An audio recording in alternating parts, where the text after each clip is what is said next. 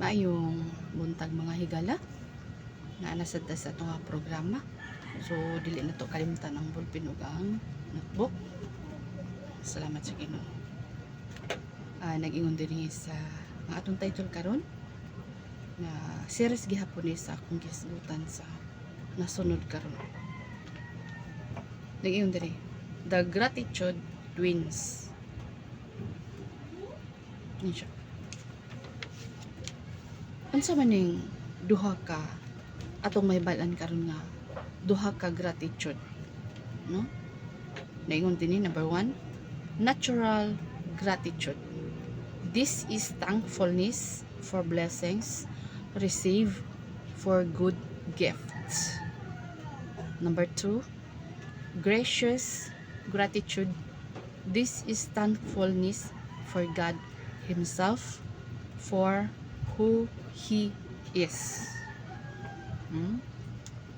Two level of gratitude. Ngayon siya dari. We rightly show gratitude to God when we thank Him for His blessings to us, which are undeserved and so greatly appreciated. We do count our blessings. This is that natural gratitude, to which nga gitawag sa ingon nga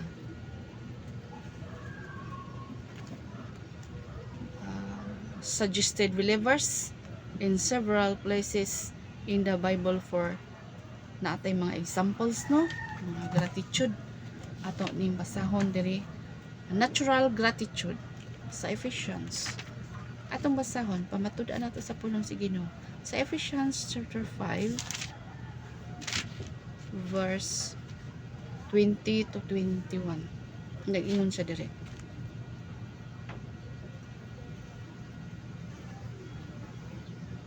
Apan dili sama ni ana ang inyong natun-an bahin kang Kristo. Dili ba nga nasayran man ninyo ang bahin kang Hesus? Ug tungod kay kamo anaa kaniya, gitudloan kamo sa kamatuoran nga anaa kaniya. Unsa man nga kamatuoran nga anaa sa Dios nga gitudlo kanato, no? Ang gitudlo sa Dios kanato, ang Dios mo nagtudlo ni ani ha, nagtudlo ang Dios kanato sumpay diri arita sa 1 Thessalonians 5. Nagingon siya 5:18. Unsa man nga mga kamatuoran ni tudlo sa Ginoo to? Nagingon siya diri. Tungod kay kamo anaa kang Kristo Jesus, buot sa Dios nga magmalipayon kamo kanunay. Magmalipayon daw kanunay, dili mag-uol, magampo sa tanang panahon, prayer without ceasing, o magpasalamat bisag unsay inyong kahimtang. No? Unsay ingon? Wala man nag-ingon diri kun okay ra imong kahimtang mo nang malipay ka. O man pod nag-ingon diri nga kung dili imong maayo imong kahimtang. Inana no. So ang giingon diri, bisag unsay inyong kahimtang kinahanglan malipayon ta. Sa ingon pag-ampo kanunay sa tanang panahon bisag unsay kahimtang. 19, ayaw ninyo santaa ang buhat sa Espiritu Santo ug ayaw ninyo tamaya ang mensahe nga gikan sa Dios. So unsa gani giingon, nakuptan na natong kamatuoran na dili ta maingon ba nga ingon bitaw ang pulong sa Ginoo kay mao na ngon ani man lagi ko ka lisod ngano maangay batang malipay kanay nga ana ba. So mga arogantino nga mga istoryano, so dili gid ay na ang sugo sa Ginoo sa tuwa bisan unsay atong kahimtang unsa ang kamatuoran nga gitudlo sa Ginoo sa tuwa, bisay unsa ang atong kahimtang malipayon ta. Daw na may mga paghilak, no, nagian man gina nako ang tanang nga mga kasakitan, no, nga gitawag sa inyo sa kinabuhi apan ang pulong sa Ginoo na akong gikuptan na gitawag si ingon ba, malipay kita sa kanunay, no? Bisag unsay akong baliko na tungod kay kamo ana kang Kristo Hesus, tungod daw kay naata kang Kristo Hesus, buot sa Dios nga magmalipayon kamo kanunay. So dili man maayo og sa dili ang atong kahimtang. Sige ra bisag unsay kahimtang, no? Bisag unsay inyong kahimtang, no? Ingon sa diyan, magampo sa tanang panahon, kama og magpasalamat daw bisag unsay kahimtang. Hello. Bisan daw unsay kahimtang. Magpasalamat kanunay sa Ginoo.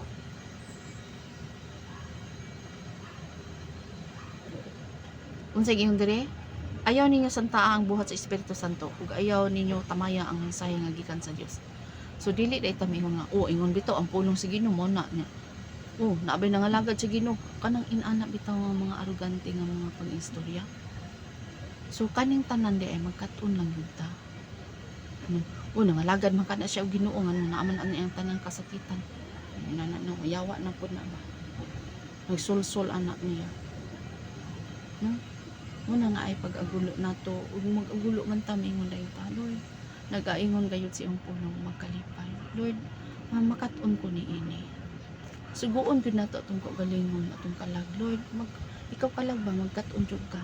Mamalipayon ka, malagad sa Ginoo. Magkat-on lang gid ta. Magkat-on lang gid ta. Magkat-on ta. Magkat-on ta kay nga naman mao na ang sugo sa Dios kanato. Magkat-on lang gid kita. Bisag unsay kahimtang. Di ba? So sugo mo na sa Ginoo, no?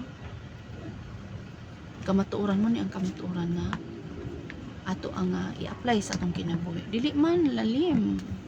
Dili sayon ang pag-apply niini, pero pugso nato atong kaugalingon nga ma-apply kini. Nga naman. Kay kini lagi dinis kalibutan temporary lang ng mga kasakitan. No? Temporary lang gini mga kasakitan nato karon. No? Temporary lang gini. Langyaw ra ta din ng kalibutan. Ang ato ang pag-prepare sa atong kinabuhi. Mintras buhi pa ta. No, kay kung patay di naman na maka-prepare. So mintras buhi pa ta mapuslan ta sa Ginoo, no? So ana lang. Sige ingon dire. Likayin ninyo ang tanan nga 21 apan kinahanglan susihon ninyo ang tanan kung tinuod nga nanggikan kini sa Dios. Hupti ninyo ang maayo ug likayi ang tanan nga dautan. Likayan ang tanang dautan. Di ba? Hinaot nga ang Dios nga naghatag kanato sa kalinaw magputi sa inyong kinabuhi aron nga walay makita nga sala diha kaninyo ug hinaot nga bantayan ug huptan niya kamo nga walay mancha sa sala sa inyong tibuok nga pagkatao sa inyong espiritu, kalag ug lawas aron nga sa pag-abot ni Hesukristo nga atong Ginoo walay ikasaway diha kaninyo. So mo na nga atong likayan ang dautan. Mahit tabang si Ginoo, Lord. Tabangi ko nga dili ko makabuhat og labag sa imong kabubuton, no? Unsay giingon? Ampo sa kanunay, no? Ampo sa kanunay para dili madaog sa panulay. Sunod, mo ni nga kamatuoran nga atong i-apply nga bisan unsa pa may mahitabo sa atong kinabuhi nga malipayon ta nangalagad og Ginoo. Bisag unsa pa may kahimtang. No, klaro ang pulong sa Dios. Sanad, nagingon dire. Naingon siya dire. Ari sa James, arita sa James sa Santiago. Niingon siya. Santiago 1:17. Niingon siya. Kay ang tanan nga maayo ug hingpit nga gasa nagikan man sa Dios. Siya mao ang naghimo sa tanan nga ato sa langit, nga naghatag og kahayag dinhi sa kalibutan ug bisan mausab ang ilang kahayag ug mabalhin ang ilang landong, ang Dios dili kay mausab. Sumala sa iyang kabubuton, gihimo niya kita nga iyang mga anak pinagi sa atong pag-ila sa kamatuoran aron mulabaw kita sa tanan niyang minuhat. Unsay giingon? Sige sa punong sa Ginoo. Sumala sa iyang kabubuton, gihimo niya kita nga iyang mga anak pinaagi sa atong himuon tang anak sa Dios pinaagi sa atoa nga pag-ila, no? Pag-ila sa kamatuoran. Kamatuoran. Mao ang pulong sa Ginoo. Baliko na pud nako. Sa Juan 1:1 ang pulong uban sa Dios. Sa sinugdan man ang pulong, ug ang pulong uban sa Dios, ug ang pulong Dios. Mao nang kamatuoran. Nga kita mo ilata pinaagi sa ato nga Diyos po nako. Sumala sa iyang kabubuton, gihimo niya kita nga iyang mga anak. Kabubuton sa Ginoo nga mahimo ang iyang mga anak. Unya, pinaagi sa ato nga pag-ila sa kamatuoran. Kamatuoran, anang pulong. Anak no? So himuon tang mga anak. So nagasunod kita, no? Kaya 17, kay ang tanan nga maayo ug hingpit nga gasa nagakan man sa Dios. Siya mao ang naghimo sa tanan nga atoa sa langit nga naghatag og kahayag dinhi sa kalibutan ug bisan mausab ang ilang kahayag ug mabalhin ang ilang landong. Ang Dios dili kayod mausab. No? Ang Dios dili gid mausab. Wala gid pag-inclinar. Ang tao lang mo ay mausab. Bisan pa mang naas kawanangan, mga balhin na sila. No, mga usab na, pero ang Ginoo dili gid mausab. No? So manay atong kutan.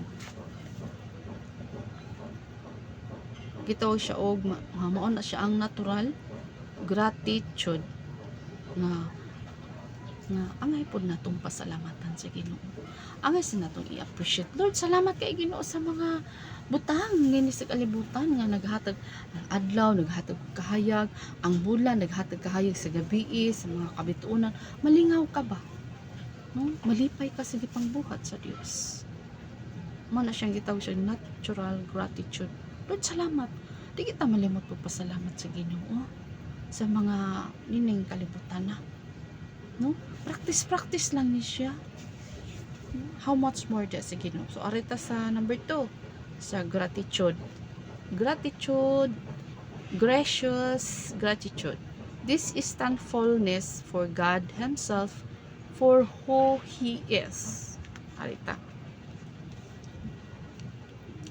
Gracious gratitude is primary and is a deeper form of gratitude that thanks God for who He is. Gracious gratitude takes no notice of gifts received but focuses on praising the giver for his character and his incomparable love. This type of gratitude reflects the fact that we have relationship with the one true and living God. He is not an abstract being out there somewhere. He is God, and we have the unspeakable privilege of praising Him just for being God. Whatever our circumstances, whether we are at the top of our game or down out. Gracious gratitude reflects the heart. Gracious gratitude should spring up a flowing fountain as we are ever mindful of God's character. Gratitude of this kind for the attributes of God shows that the Holy Spirit is truly at work in our hearts. It is a defining characteristics of a Christian. Since while unbelievers may thank God for His gifts, Only Christians thank God for His holiness. Are you ever bothered by doubts about the security of your salvation? If so, ask yourself whether you are thankful for God Himself rather than only for what He can give you. If you are, you can take great comfort in realizing that your genuine, gracious gratitude, your thankfulness for who God is a marvelous result of the fact that you are forever safe in the care of your personal Savior, who died and rose again for you. No? Ang Ginoo, namatay siya, o nabanhaw siya para kanako o kanimo. How kind of the Lord to allow our gratitude to Him to also serve as assurance to us. While both natural and gracious gratitude are found in the life of a follower of Christ, one is secondary and the other primary, but both are needed. No? God is not glorified if the foundation of our gratitude is the worth of the gift and not the excellency of the giver. If gratitude is not rooted in the beauty of God before the gift, it is probably distinguished idolatry. May God grant us a heart to delight in Him for who He is, so that all our gratitude for His gifts will be the echo of our joy in the excellency of the giver. Have you ever thought of gratitude as idolatry? It certainly can be if we are more thrilled with the blessings God has given to us than we are thrilled by the fact that we serve the infinite, eternal, all-powerful, all-knowing, loving God. That puts things in a whole different perspective. Misplaced affection. Imagine a young man nervously rehearsing the words in his mind over and over again. He has to get this right. He sincerely wants to be articulate, articulate and profound when he asks his beloved,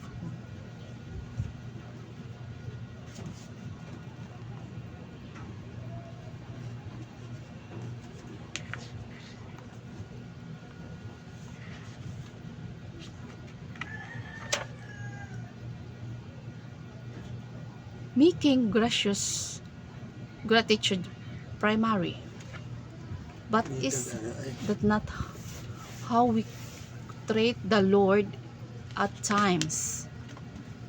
We approach Him with natural gratitude for the multiple gifts He has given, but we feel to be first and foremost grateful for who He is and the fact that we can know Him. When we feel to lead with gracious gratitude, we act just like that fiancé who has misplaced her affections unto the gift and ignore the giver. To take this a step further, we don't deserve anything favorable from the Lord, but instead deserve condemnation. Our primary gracious gratitude acknowledges this and does not move and too quickly from there. How often do we take time to meditate on the nature of the one true God in heaven, among so many other things? He holds all power and authority. Number 2, he knows everything and can be everywhere and at once. Number 3, he is self-created. Number 4, he has no beginning and to end. Numbers 1, 2, 3, 4, 5, he never changes. 6, and he has made a way for us to know him through Jesus Christ. Does that make your heart sing? Why not stop reading right now and thank God for all these wonderful truths about Him? So, itawag sa ingon ba? Kanang dili kita mo stop mo sa pag-acknowledge sa Ginoong, dili kita mo stop sa pagpasalamat sa Ginoong. Walay katapusan na itong pagpasalamat sa Ginoong sa atong mga kinabuhi nga kita gibuhi karon, bisan pa man sa mga circumstansya, bisan pa man dili na to kalimutan ang Ginoong pagpasalamat. Salamat Lord sa tanang butang, salamat Ginoo sa tanan, salamat Lord sa kinabuhi, salamat Lord sa hangin, salamat Lord sa tanan nga ang tanan-tanan ba nga atong di ta malimot sa pagpasalamat sa Dios nga ang Dios gugma. Salamat Lord sa imong gugma, salamat Lord nga wa jud kay sinugdanan, wala kay katapusan, ikaw ang alpha ang omega, wala kay katapusan sa pagpasalamat sa Ginoo. Amen. Dili kita malimot sa pagpasalamat sa Dios sa iyang kaayo, dili kita malimot sa atong kinabuhi ba nga gibuhi patakaron sa Ginoo, dili ta malimot unsa man ang atong mga naa sa atoa bising walang wala ta. Pagpasalamat kay punta sa Ginoo ni ana sa mga una sa tanan gift good nga walay bayad, mao ang paghalad sa Ginoo dito sa krus sa Kalbaryo ug niagas ang precious blood tungod alang kanimo kanang kanako. Dako na gud kaayo mao kuan sa Ginoo ba na pasalamat man lang ta. Makamay kay balot ang pasalamat, dili ta malimot, no? Walay kabutangan sa atong pagpasalamat kanunay. Lord, salamat Lord na kumpleto tag mata, kumpleto ta tanan sa part sa atong lawas sa atong pasalamatan, kumpleto ta, no? Nganong gikumpleto man kasi Ginoo, bisa pagani og dili kumpleto na atong makita, no? Pero gigamit sila sa Ginoo para ang naikumpleto sa panglawas na maulawan siya ba, nabuhat gani niya basi dili siya kumpleto, no? How much more nga kita kumpleto, gikumpleto ta sa Ginoo para nga mamuhat ta para sa iyang kingdom. Dili kay gibuhat ta sa Ginoo para dayan-dayan ng taning kalibutan na. Wala tay buhaton para sa Dios. Amen. The overflowing glory of the Lord. We will want to express our gratitude to the Lord for who He is every day of our lives. Never get over the wonder of what little our feeble minds can understand about our unsearchable God. Praise Him for His nature, using the most profound words of thanks that you can. He is not looking for flowery words or eloquent observations. He is looking for sincere express to Him alone from the core of our beings for who He is. How many times do we read in the Old Testament the words, then they will know that I am the Lord. God's plan woven through scripture is to fill the whole earth with the knowledge of His glory alone. No? Arta sa gitawag siya ni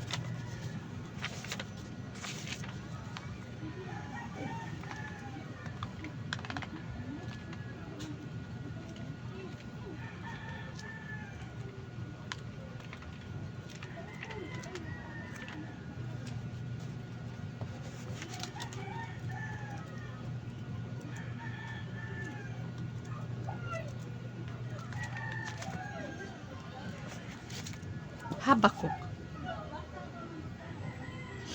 chapter 2 verse 14. Arit. Kaya ang mga tao sa kalibutan punon sa kahibalo bahin sa gahom sa Ginoo. Maingon nga ang dagat puno sa tubig. Unsa gani? Kaya ang mga tao sa kalibutan punon sa kahibalo bahin sa gahom sa Ginoo. Maingon nga ang dagat puno sa tubig. So mo na nga ang tao makabuhat ani, ang tao makabuhat ana kay gipuno. Biblikal ha, gipuno na sa Ginoo nga maka-create siya ana para mapahayag nga ang Ginoo gamhanan. Gigamit lang na ang Ginoo sa tao ang Ginoo para mapahayag ang iyang gahom. Dili po na mabuhat sa tao na siya lang. Para sining ka-high-tech. Kining ka-high-tech sa ato cellphone. Biblikal ha. Dili na sila ingon tungod sa ilang kakuan kung dili pagbuot na sa Ginoo. Maka-create sila og kaning suga, kahayag, maka-create sila og kaning kurente. So unsay ingon diri biblikal no?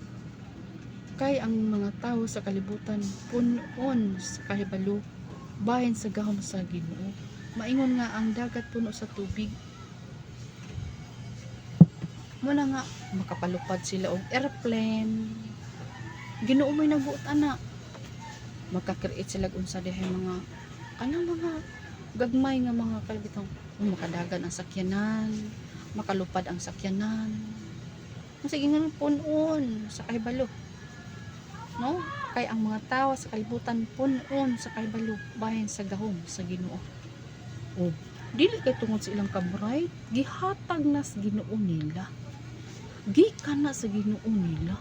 Kanang ilang mga kahibalo, kanang ilang kahaytik, gikan na sa Ginoo. Biblikal Habakkuk 2. So wala gitay ikapanghambog. Haminta tungod sa akong ka-bright. Tungod ni sa ako naingani ko. Tungod ni wala kay ikapanghambog. Kay gikan din is Ginoo kanang mga bright din gipanghatag. Gihatag na din sa Ginoo. Kay ang mga tao sa kalibutan punon sa kahibalo bahin sa gahom sa Ginoo. Unsa kagamhanan ang Ginoo? Gigamit ang tao para nga makapalupad og airplane, nga makapalupad og kanang rocket o makapalupad man lang bisan unsa ning kalibutan na pagbuot na sa Ginoo. Dili na sa iyang ka-bright, gikan na sa Ginoo gihatag niya o makapabuhat og sakyanan na mudagan sa dagat. Ang Ginoo nay nagbuot ana. No? Adto lang ihatag sa tao punon sa kabalo sa gahom sa Dios. Kay gigamit sa Dios ang tao para mapahayag ang iyang gahom. Lalo, unsa kagamhanan ang Ginoo? No. Makapalupad og rocket. Yan naputi cellphone. May gamsam na cellphone. Ang Ginoo may nagbuot anak, nga maka-create sila anak. Dili na tungod sa ilang ka-bright ha. Kung dili, gikan na sa Ginoo, nga gihatag sa ilaha. Ana no. Sige ingon, overflowing glory of the Lord. Sige ingon dira no.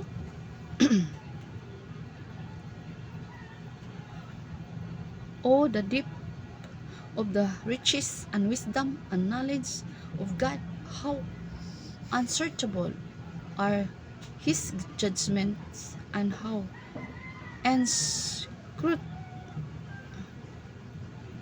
inscrutable his ways. Nga gitaw sa atong kinabuhi nga kanang kita lang ang gigamit sa Ginoo, kita ang gigamit sa Dios para punon sa kahibalo sa gahom sa Ginoo, para mapahayag ang gahom sa Dios unsa siya kagamhanan. Kanang mga tao na nakakreate ana, kaning mga tao nakakuan na ng suga, silingpan, gihatag na sa Ginoo sa ila para sa niya mapahayag ang gahom sa Dios. Ato nang nasabtan, dili na sila gyud ha, kung dili gihatag na sa Ginoo sa ila. Ang biblical man ay kalimot. Remember, Habakuk, take note ha. Habakuk, sige na rin. Habakuk 2 verse 14. Romans 11:33-36. Arita sa Romans 11:33-36. Atong basahon.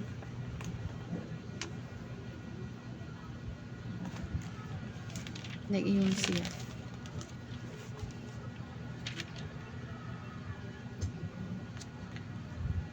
Katingalahan kayod ang kaayo sa Dios, dili nato matugkad ang iyang kaalam ug ang iyang kahibalo. Kinsa ba ang makatugkad sa iyang hunahuna ug sa iyang mga pamaagi? Ginaingon sa kasulatan, walay nasayod sa hunahuna si Ginoo ug walay makatudlo kaniya. Kun unsa ang iyang angay buhaton, wala kitay gikahatag kaniya nga angay niyang balusan, kay ang tanan nga butang nagagikan sa Dios o gibuhat kini pinaagi kaniya ug alang kaniya. Daygon siya sa walay katapusan. Amen. Unsa ganito?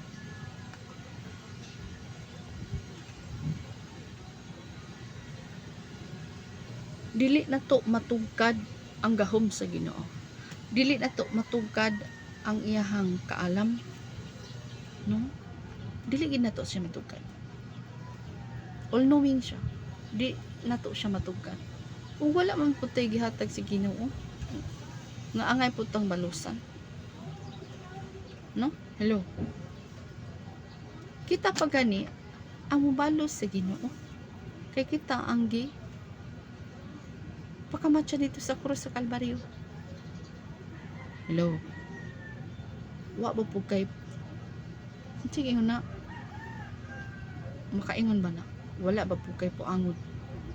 Grabe nang tawag sa Ginoo nimo. Na di ka po ka manalinggo. Wala ba'y utang ang Ginoo sa ato? Naangay tambalusan. Kita ang adunay utang kabubuton sa Dios. Kita ang adunay kabubuton sa Dios. Nga angay kitang magtinarong ning kalibutan na. Kita ang adunay utang sa Ginoo. Pero ang Ginoo, wala na utang ang Ginoo ay nga angay tang balusan.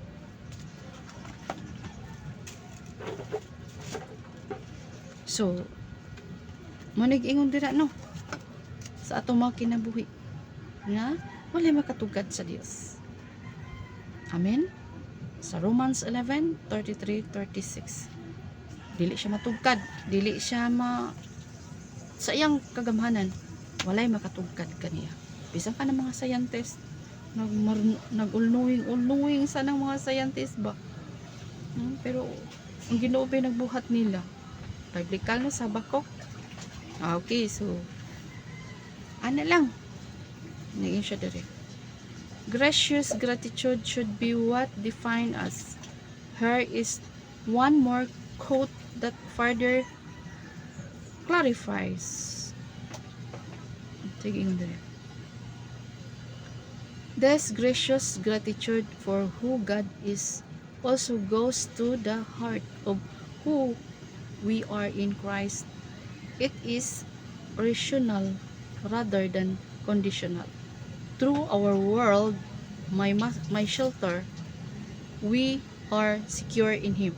The fount of our joy, the love of the God who made us and saved us, cannot be quenched by any power that exists. No? Romans 8. Arita sa Romans 8. Ang siya giingon niya. 29:39. 29. Arita.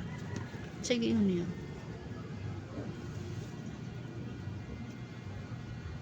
Kay sukad pa kaniadto nasayra na sa Dios kung kinsa ang iyang mahimong mga anak. Kaniadto gilaraw ng daan sa Ginoo.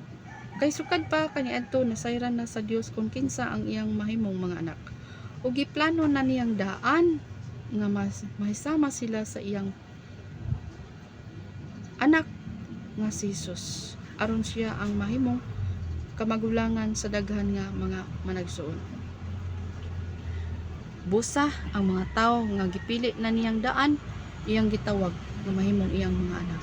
Ug ang mga tao nga iyang gitawag, iya usab nga gipakamatarong. Ug ang iyang gipakamatarong, iya usab nga gipasidunggan. No, gipasidunggan. Karon, kun hunahon ta kini nga mga butang, makaingon kita nga ang Dios dapig gayud kanato. Ug walay makabatok kanato. Wala niya ihikaw ang iyang anak. Hinuon, gihalad niya kini alang kanatong tanan. Kung gihatag niya ang iyang anak, ihatag usab niya kanato ang tanang butang.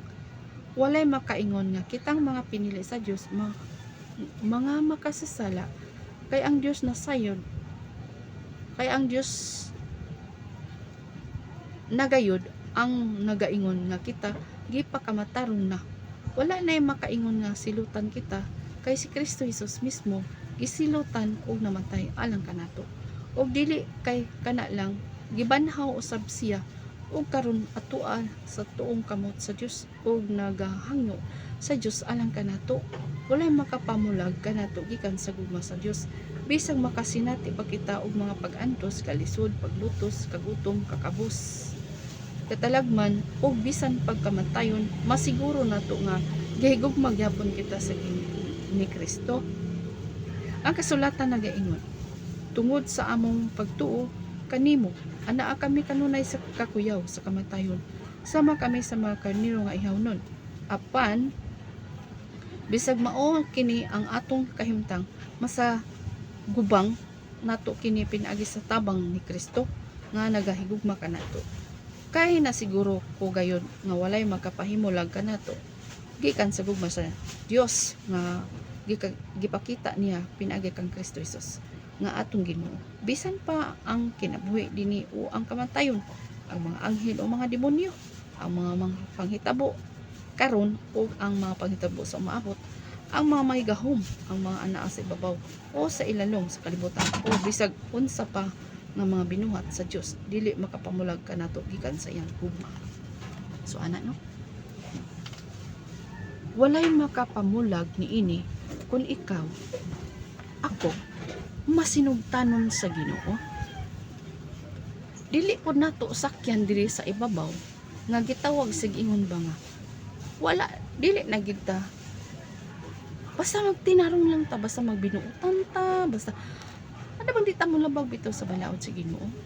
Dili ta magbuhat og dautan ba, ani siya sakay gini siya sa tanan, pero kaunda daw warning, kung nagbuhat man ka, naluwas na ka, nya nagbuhat man ka dautan, kinaplano nimo, ana, pwede gyud. Masig ingon na, ang kini siya dinidapita, kinala ato ni mapasaran. No? Kana tong gibasa ba, kinala ato mapasaran. Walay makapamulag ka nato. Pero kung tuyoon gid nato di ay pagluwak, no? Mura ba sa kakita ka na ng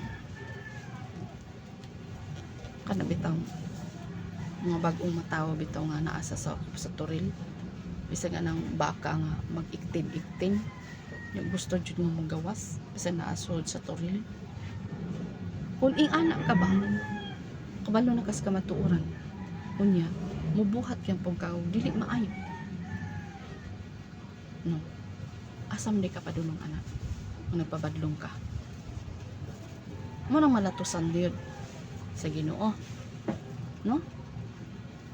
Mo nang malatusan gyud kay gusto bang mo gawa sa turil. Gusto gyud mo buhat og dautan. Mo nang malatusan gyud. Ug kun dili man nagkamadala sa latos. Kung mo padayon ka sa imong pagbuhat og dili maayo, pwede na mapapasoy ang pangalan sa kinabuhi.